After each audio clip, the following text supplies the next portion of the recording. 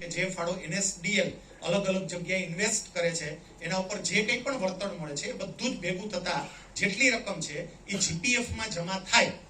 પણ એ GPF માં જમા થાય કે ના થાય એ ભલે મોડી થાય પણ તમારું GPF અકાઉન્ટ ઓપન થાય ને એ બહુ અગત્યનું છે. એક ટેકનિકલ બાબત, અહીંયા જેટલા એક્સપર્ટ હશે એ મારી વાત સાથે સહમત થશે. સાહેબ કોર્ટે એવા ચુકાદાઓ આપ્યા છે કે જેનું GPF અકાઉન્ટ ઓપન થયું હોય ને OPS આપો, આવા ચુકાદાઓ પણ આવ્યા છે. તો GPF અકાઉન્ટ ઓપન થાય વહેલામાં વહેલી તકે એ બહુ અગત્યનું છે. એટલે એના ઉપર થોડું પર્સનલ ભાર આપીને પણ પેલી રકમ તો વિભાગવાળા જમા કરશે, એમાં આપણે ખાલી ફોલો અપ લેશું એટલું. અને એમાંય એને જમા કરવી હશે એટલે હવે આમાં કેટલાક ને કે હારું કેટલું થાય, બેનું બધું ભેગું થઈ ગયું. એમાંય હવે તો કે પેલા તો બધું હરખું જ હતું, આમ સીધા બે ભાગ પાડ નાખો, અડધા સરકારના અડધા આપણા.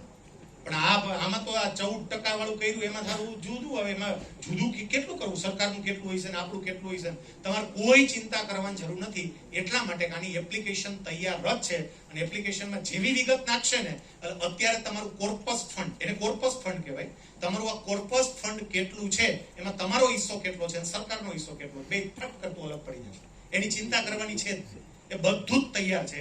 આપણે માત્ર ને માત્ર એપ્લિકેશન સમય મર્યાદામાં યોગ્ય જગ્યાએ પહોંચી જાય અને એમાં કદાચ કોઈ ખામી હોય, કોઈ ક્વેરી હોય તો આપણે ક્વેરીઓ 16 સમય મર્યાદામાં કરી દઈએ, એટલું જ આપણે એમાં જોવાનું રહે.